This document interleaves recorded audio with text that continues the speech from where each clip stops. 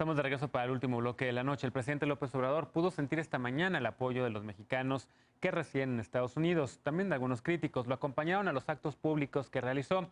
Pero no todos piensan igual, aunque en menor número también acudieron críticos a su gestión que le reclamaron la falta de apoyos para la comunidad mexicoamericana. Además, varias organizaciones migrantes le pidieron acciones más claras para lograr una reforma migratoria que les favorezca. Veamos el contexto.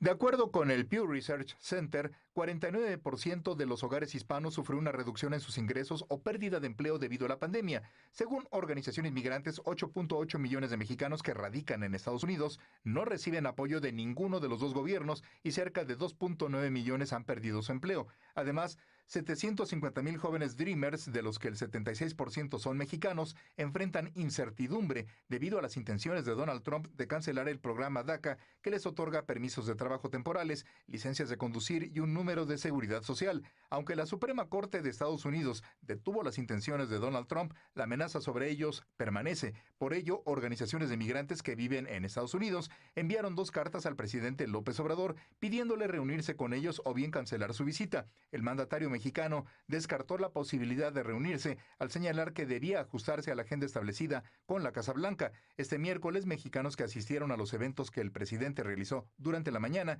le pidieron su apoyo para lograr en Estados Unidos una reforma migratoria amplia, justa y generosa. Aunque no es clara la cifra de mexicanos que viven en Estados Unidos, se estima que 36 millones son de origen mexicano. Al menos 12 millones nacieron en México, de los cuales 5.9 son indocumentados. El presidente López Obrador señaló que si México tiene buena relación con Estados Unidos, se logrará un trato respetuoso a los migrantes de origen mexicano. Punto y contrapunto.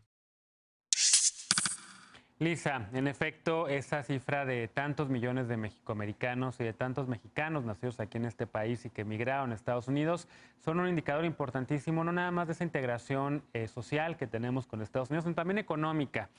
Tema que, por cierto, el nuevo tratado comercial entre México, Estados Unidos y Canadá está en el centro de esa discusión, y tema que también tiene que ver con las remesas que los migrantes mexicanos mandan y que se pensaba que iban a caer ahora por la recesión que hay en Estados Unidos y que, al contrario, han aumentado. Ese apoyo a los migrantes a la economía mexicana es importantísimo, pero también la reactivación del TEMEC. ¿Cómo lo ves? Efectivamente, yo empezaría por recomendar un texto del profesor Álvaro Santos de la Universidad de Georgetown que salió publicado el día de hoy en The North American Project, un sitio web que podemos después compartir por la vía de Twitter, porque por ahí empezaba justamente el análisis el profesor Santos diciendo es una realidad que los dos países están integrados más allá de lo económico, también en términos poblacionales, en términos de casi se calcula que son más de 30 millones las personas de origen mexicano que viven en Estados Unidos. Se calcula que hay más de 5 millones de personas que llevan muchísimos años trabajando allá y permanecen todavía indocumentados. La segunda y tercera generación de personas de origen mexicano que permanecen amenazadas, como decía la nota, con la posible cancelación de DACA y de la posibilidad de estos Dreamers de quedarse allá, establecerse y en algún momento pues acceder ya finalmente a la residencia o a la ciudadanía norteamericana que les correspondería incluso por nacimiento a cientos de miles, si no es que millones de ellos. Una de las cosas que más se le reclaman justamente al TEMEC es que si bien fue la segunda posibilidad de corregir, digamos, los errores del primer NAFTA, ¿no? Sí. O de ese primer TLC, pues una de las cosas que dejó fuera completamente fue el tema del tránsito de personas, de cómo se iban a regular los flujos migratorios, tanto permanentes como incluso del turismo, ¿no? En este texto que les estoy recomendando, ahí hay algunas cifras que son súper interesantes, ¿no? México ya constituye la principal fuente de turismo hacia Estados Unidos, con 19 millones de personas que gastan 20,000 millones de dólares anuales en territorio norteamericano, y evidentemente los americanos a México, que son 32 millones de turistas que cada año viajan y gastan también una barbaridad de dinero en este país, generando derramas importantísimas. Una de las cosas que se propone en ese texto y que es parte de las demandas de estos colectivos que desafortunadamente pues no pudieron reunirse con el presidente Andrés Manuel López Obrador, es, por ejemplo, un nuevo programa de extensión de visas H2A, que son las de trabajadores agrícolas, que pueden perfectamente ser temporales, por ciclos, que no requieren necesariamente de la naturalización de estas personas como ciudadanos en Estados Unidos, pero que sí podría resolver mucho el problema de ilegalidad, ¿no? Ya sabes que a mí me encanta analizar los temas de legalidad. En ilegalidad pues se crea también crimen, se crea también violaciones a los derechos humanos y se crea sobre todo muchísima incertidumbre. Claro. Al margen de eso y de esta posibilidad perdida, creo que hay otra cosa súper interesante, rapidísimo mencionar.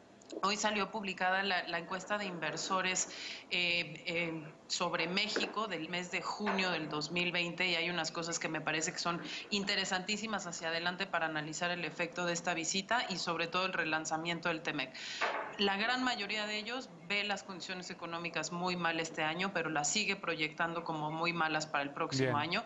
La gran mayoría de ellos están diciendo que nos vamos a tardar entre 3 y 5 años en corregir esto y la gran mayoría de ellos refieren la incertidumbre económica y la incertidumbre política mexicana como la principal razón para no invertir en el largo plazo, sobre todo en el tema del sector financiero mexicano, no así en los bonos gubernamentales. Entonces tenemos ahí una carga bien importante y un trabajo muy pues particular y de largo plazo que hacer.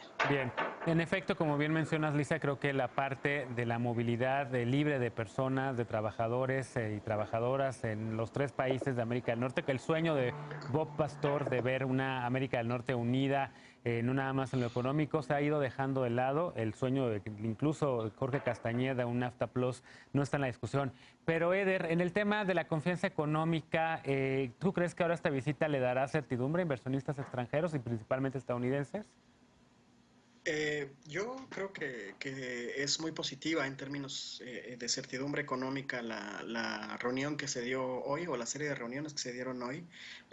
Andrés Manuel López Obrador fue muy claro en que el objetivo de esta visita era precisamente establecer algunos puntos estratégicos de cómo iniciar el tratado en el medio de esta circunstancia global que vemos de la recesión y además me parece que el elemento muy positivo también para el tema de la certidumbre a los capitales es el hecho de que 8 de cada 10 empresarios mexicanos respaldaba la visita de Andrés Manuel López Obrador a Estados Unidos. Él fue muy estratégico también. Muchas veces en este programa se le cuestionó porque no aceptaba salir del país, estaba guardando esta ficha para el momento en que más se requiriera y bueno, pues qué mejor momento que este en el que estamos en una recesión global, en la peor en la historia porque hoy hay más población, tenemos una catástrofe ambiental encima, etcétera, y que en este momento él hiciera su primer viaje al exterior y fuera a Estados Unidos para fortalecer, eso da mucha certidumbre también. El propio tratado establece algunos puntos muy claros para que se fomente la inversión y el presidente de la República, nuestro presidente, ha sido muy enfático en el tema de que el problema no es que la inversión extranjera, el problema es que mucha de la inversión extranjera que había en el pasado, la mayoría, era con contratos que no beneficiaban a México. O sea, ¿cuántos contratos de estos no hay en donde se les perdonaban los impuestos, en donde la mano de obra estaba pauperizada al extremo y encima de todo se les regalaba hasta la luz? Entonces eso es lo que se tiene que terminar y es ahí en donde el presidente quiere dar toda la certidumbre para que los inversionistas vengan a México, pero con la claridad de que no van a ser extorsionados por el Estado y que van a tener toda la libertad para operar siempre y cuando se apeguen a las leyes. Queridos Alfredo y Frida, se nos está yendo el tiempo. Los otros 2 bloques estuvieron muy largos. Entonces, rapidísimo, Alfredo, algo que quieras destacar sobre el tema de lo que queda de ver López Obrador, el presidente de México, en este encuentro, en esta visita a Estados Unidos y que no se haya reunido con migrantes o el tema comercial, como quieras. 30 segundos y también para Frida, rápidamente, por favor. Bueno, primero decir que la certidumbre no se logra, como dijo Eder en el bloque pasado, con la confianza plena del presidente porque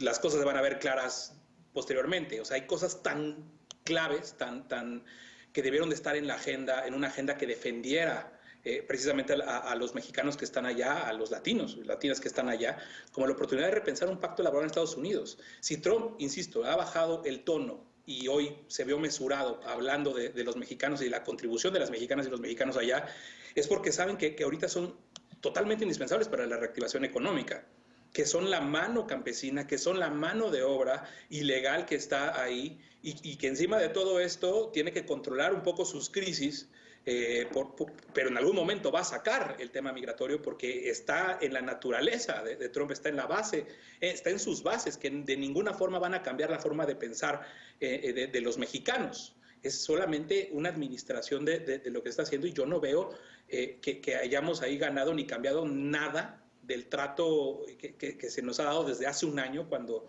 precisamente se realizó este acuerdo que nos obligó a hacer el muro militar de Donald Trump, y que ahí está la base o el fundamento del irrespeto, de la falta de respeto que se tiene todavía hacia los mexicanos y hacia la mano de obra mexicana. Y finalmente, Frida, rapidísimo porque nos acabó el tiempo de verdad. Muy breve, creo que este encuentro a nivel interno destaca la participación y mucho la capacidad de organización y de control del último detalle del secretario Marcelo Ebrard. Esto le ha colocado definitivamente como uno de los mejores, si no es que el mejor personaje del gabinete del presidente, quien más le apoya. Y en un segundo lugar, pues también se destaca que hay que analizar esta visita en el contexto de las prioridades de ambos. Creo que el presidente López Obrador, más que migración, ha tenido el enfoque en el combate a la corrupción, y en ese sentido es que ha encontrado una colaboración con el presidente.